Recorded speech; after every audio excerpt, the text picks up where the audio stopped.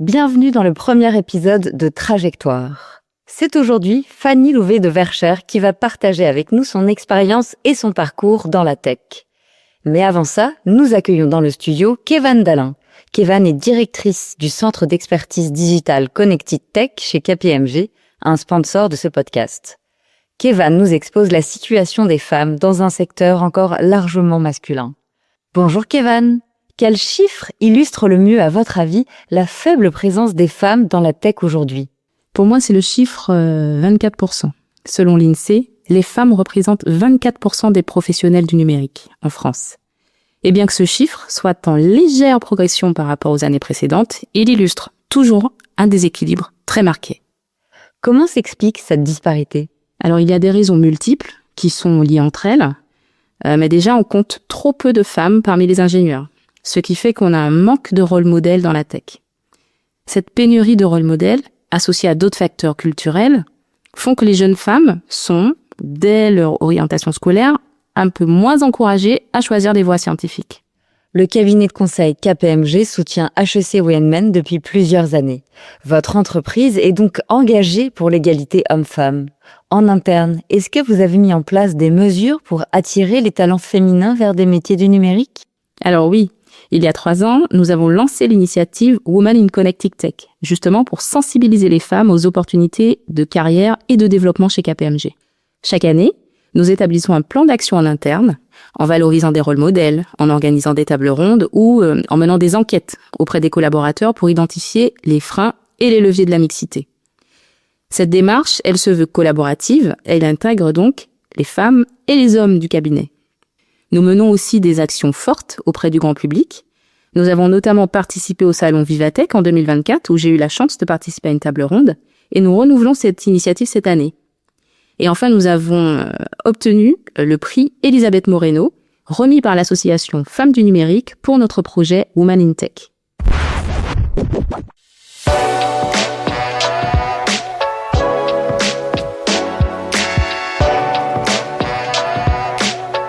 Bonjour et bienvenue à l'écoute de Trajectoire. Dans chaque épisode, le club HEC Women donne la parole à une femme reconnue dans son secteur d'activité et décidée à faire bouger les lignes. Trajectoire, c'est 20 minutes pour découvrir un rôle modèle et ça commence tout de suite. Je suis avec Fanny Louvet de Verchères, l'ambassadrice HEC Women que je vais vous faire découvrir aujourd'hui. Fanny a un parcours unique à la croisée de la tech et de la santé. Avant même d'être diplômée HEC en 2017, elle se forge une conviction qui ne la quittera pas. L'intelligence artificielle va révolutionner le domaine médical. Une fois diplômée, et peu importe que le monde de la tech soit réputé masculin ou non, Fanny se lance dans la vague de l'IA. Elle le fait d'abord dans la PME française, Monakis Technologies, où elle contribue à la création du premier algorithme pour l'analyse des cancers de l'œsophage. Puis chez le géant américain IBM. Jonglant alors entre Paris et Chicago, elle y encadre le développement d'un algorithme dédié à l'analyse des cancers du foie.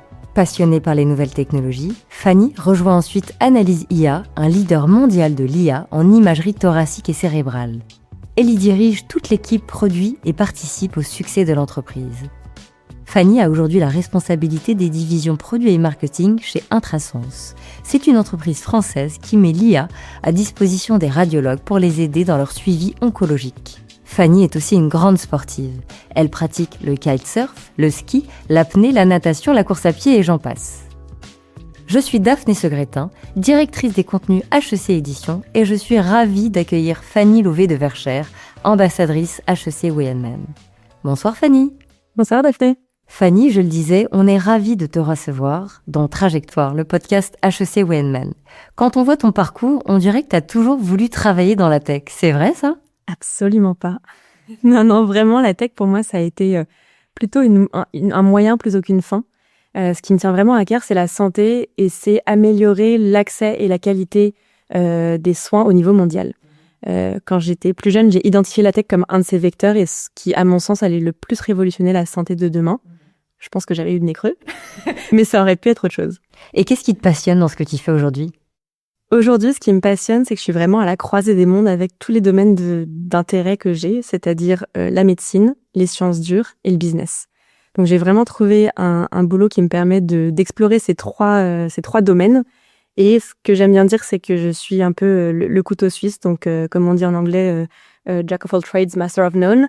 Je suis experte en rien, je dois un peu comprendre tout, et je dois faire le lien avec des gens super intelligents, bien plus intelligents que moi et experts dans leur domaine, pour justement créer la magie et créer des produits super innovants. Et ça, intellectuellement, je trouve ça magnifique, et c'est un très bon moyen d'assouvir ma curiosité sans fin. J'ai toujours aimé apprendre tout le temps. Et là, que ce soit dans le business ou dans les domaines médicaux, je suis obligée de me réinventer tout le temps. Je comprends. Je lisais une étude dans Welcome to the Jungle qui montrait que les femmes ne représentent que 16% des salariés dans la tech.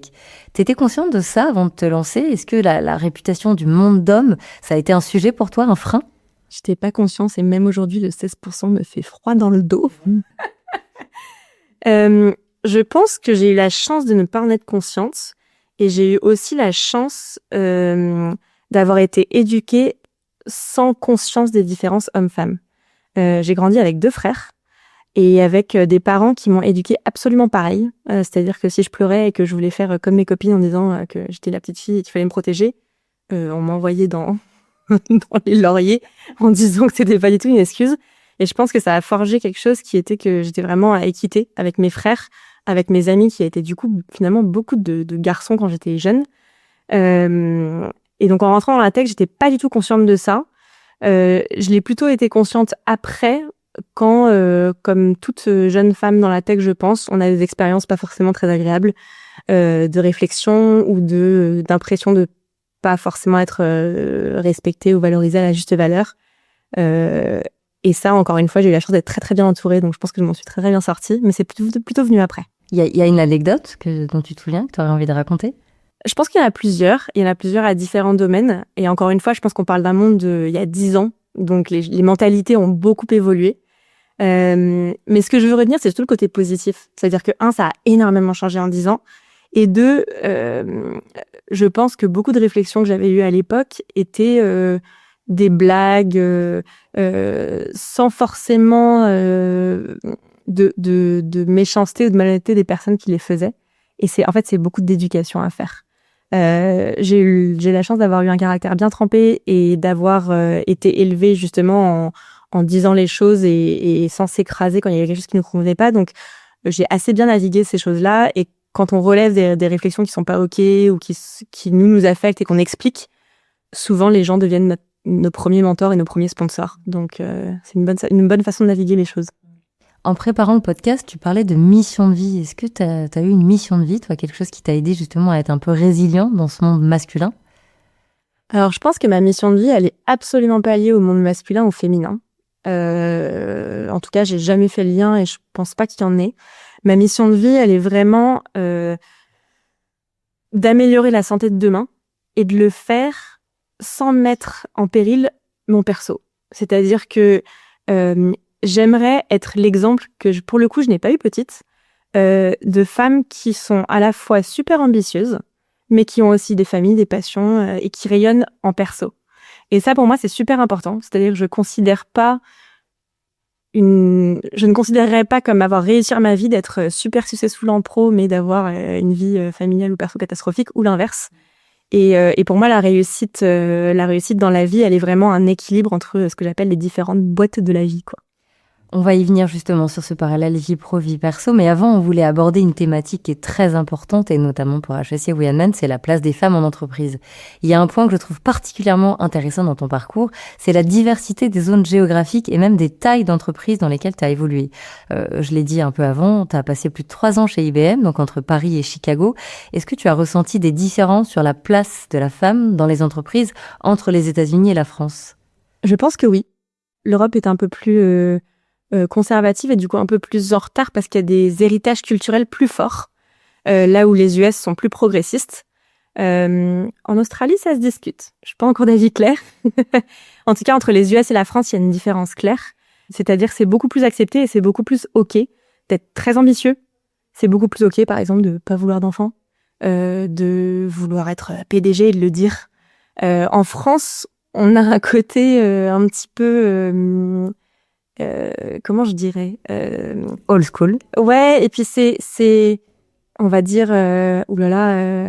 c'est trop, enfin c'est soit comment dire, soit c'est la bête, soit mais c'est pas une vraie femme, enfin c'est comme un homme. Enfin on va avoir beaucoup tendance à mettre des cases, là où aux États-Unis il y a beaucoup moins de cases, que ce soit dans les genres, l'apparence, les sexes. Et ça c'est assez cool parce qu'on se sent quand même vachement plus libre de dire ce qu'on veut et de l'assumer pleinement. Et il y a aussi beaucoup plus de dispositifs qui sont mis en place.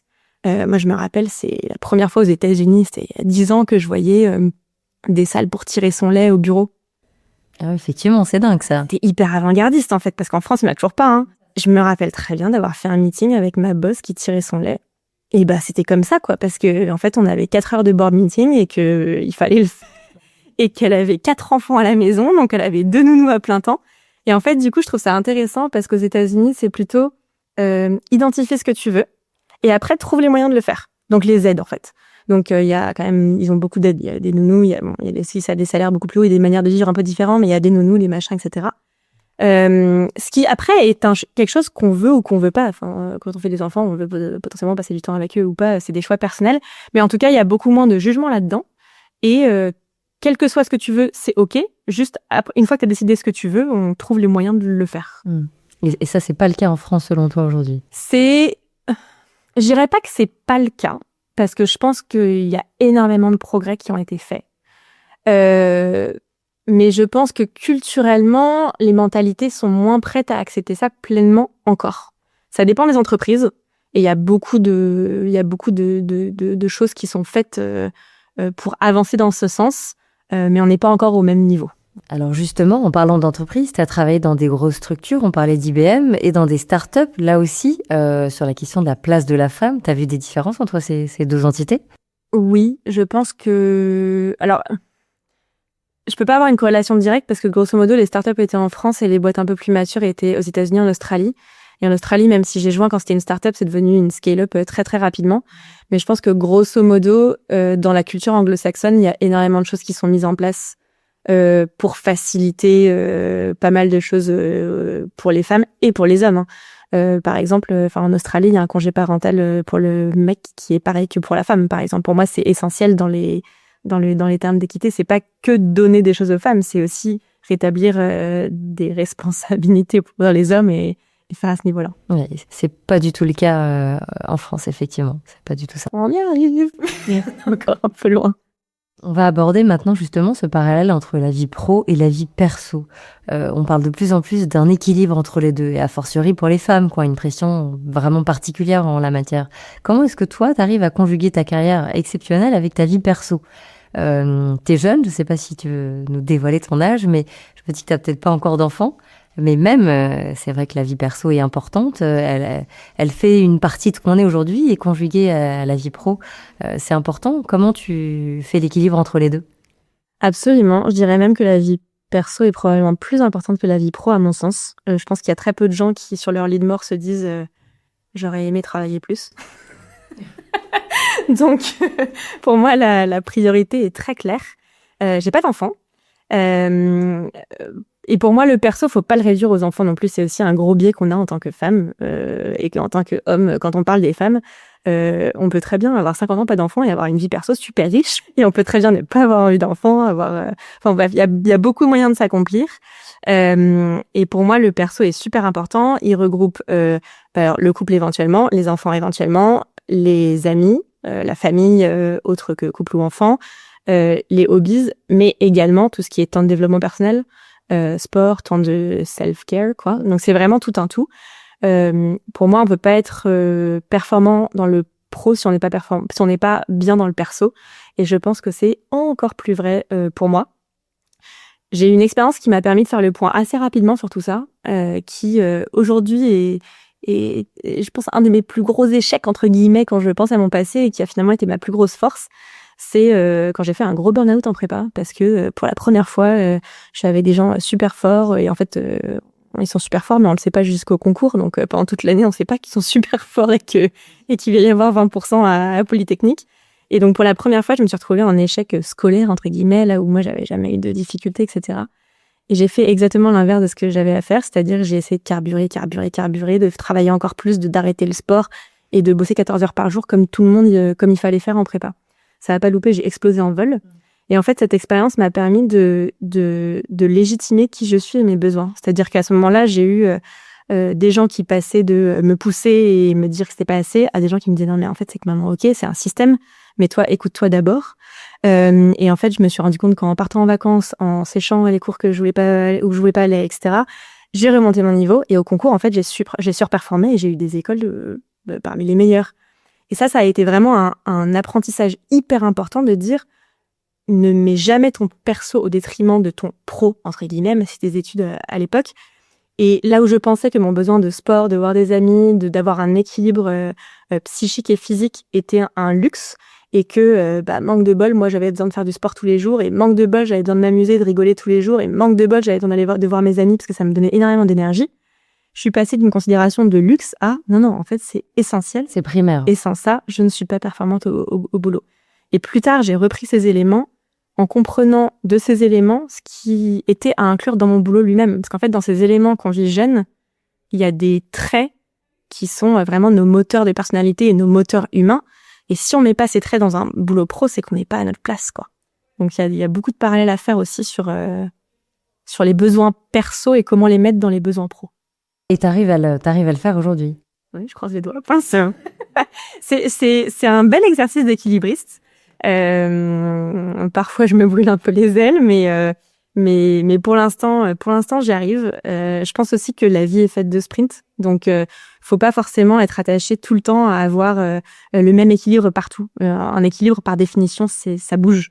Donc c'est ok d'avoir des périodes de la vie où le pro prend 99% de la place et d'autres moments de la vie où le perso va être prépondérant. Ça c'est super important, je pense.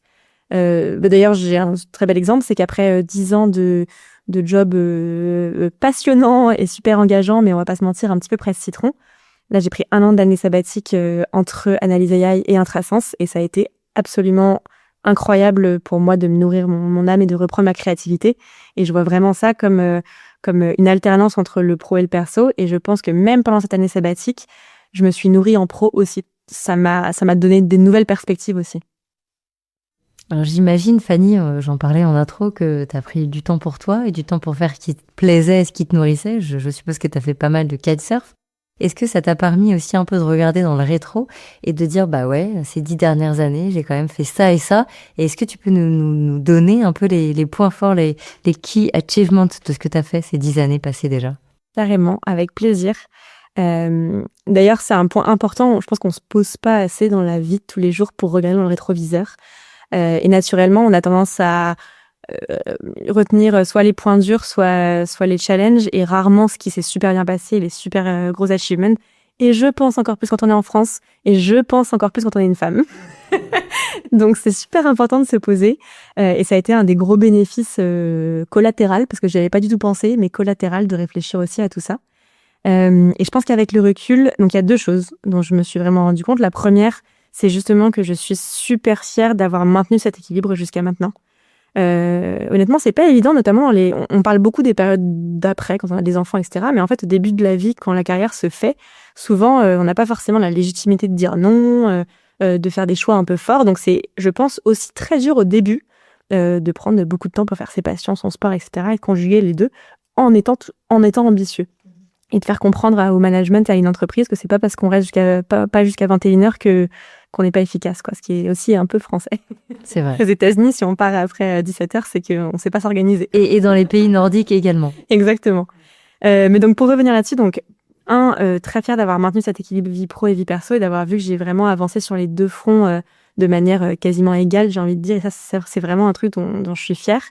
Et si on prend plus le pro à proprement parler, chez Monakea, j'ai finalement créé un projet from scratch. Vraiment, j'ai été embauchée. Le but, c'était de dire, on sait que l'intelligence artificielle arrive, on sait pas comment, on veut pas être le Kodak de l'imagerie médicale.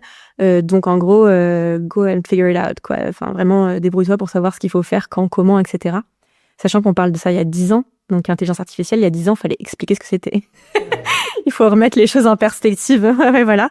Et du coup, à l'époque, je suis partie aux États-Unis pendant 3 mois avec les commerciaux en étant une petite nana jeune. Et je suis revenue avec un cahier des charges, une description de produit. On m'a donné une équipe, un budget. et j'ai créé le produit jusqu'au début des études cliniques. Donc ça, c'était vraiment un gros achievement. Je suis très fière de... Ouais, c'était vraiment cool. C'était vraiment cool. Parce qu'à la base, j'étais vraiment loin d'être experte dans le domaine. Donc c'était vraiment apprendre en faisant et être entourée de super belles personnes aussi. On fait rien tout seul. Et ensuite, donc j'ai continué ce parcours chez IBM Watson. Donc là, c'était très différent. J'avais en management fonctionnel, pas de RH, mais j'avais 25 personnes. J'avais les designers, les qualités, les ingénieurs, enfin, j'avais vraiment une usine, quoi, de gens très seniors. Et donc là, j'étais le chef d'orchestre du projet. Donc là, je pense que ma fierté, ça a été de déjà l'idée toutes ces personnes en étant jeune, en étant une femme. Et puis de faire tout ça dans un environnement qui n'est pas ma culture, pas ma langue native. Donc j'ai toujours eu la chance d'être entourée de gens qui m'ont toujours beaucoup poussée dans ma carrière et dans mon perso. Donc j'avais déjà habité aux États-Unis, etc. Et c'est d'ailleurs pour ça que j'avais été prise pour le job. C'est que j'avais une compréhension culturelle qui était assez poussée, en plus de mon expertise en AI, bien sûr. Mais ça rajoute quand même pas mal de barrières. De faire tous les rendez-vous leadership et de se battre, entre guillemets, pour ses idées dans une langue qui n'est pas la langue maternelle, avec une culture qui n'est pas la langue maternelle. Donc parfois, j'en jouais.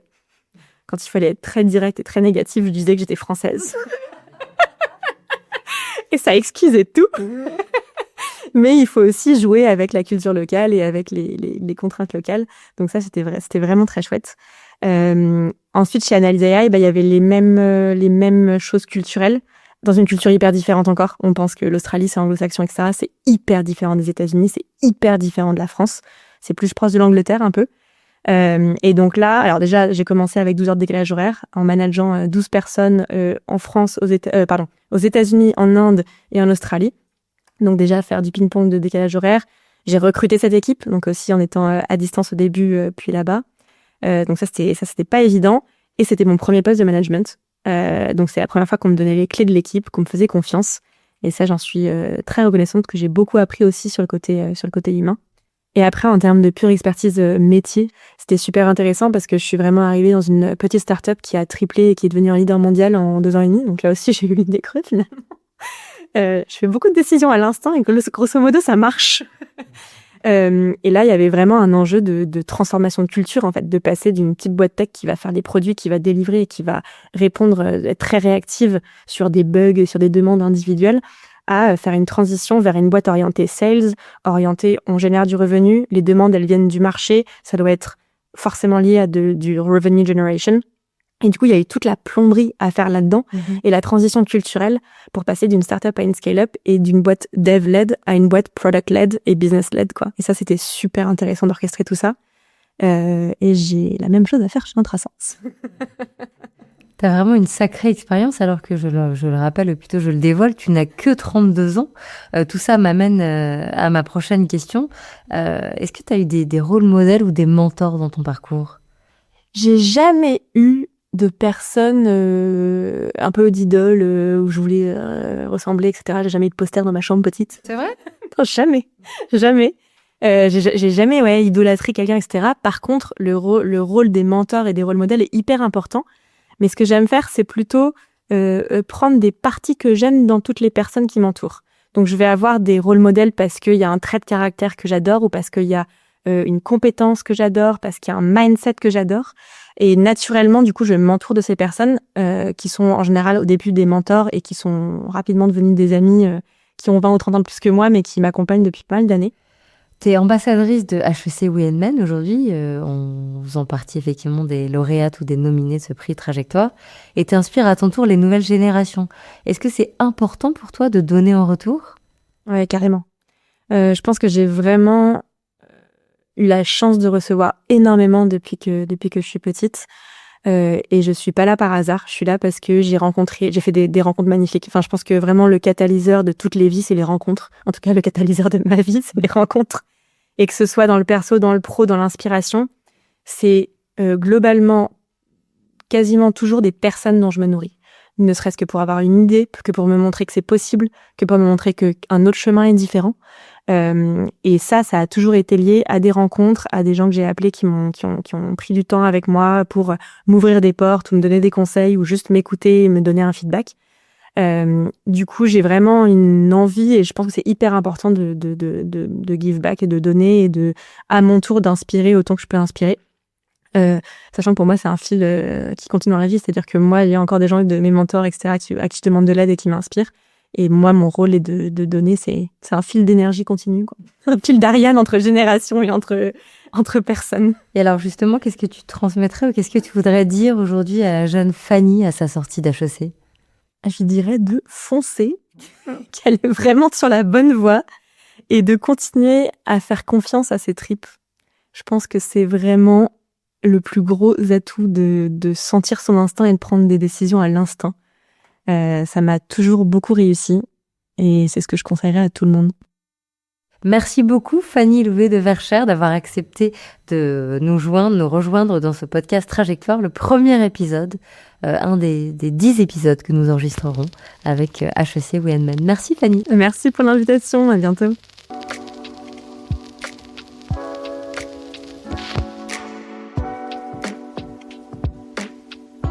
Merci d'avoir été avec nous. Retrouvez tous les épisodes de Trajectoire sur Spotify et sur le site hecstories.fr.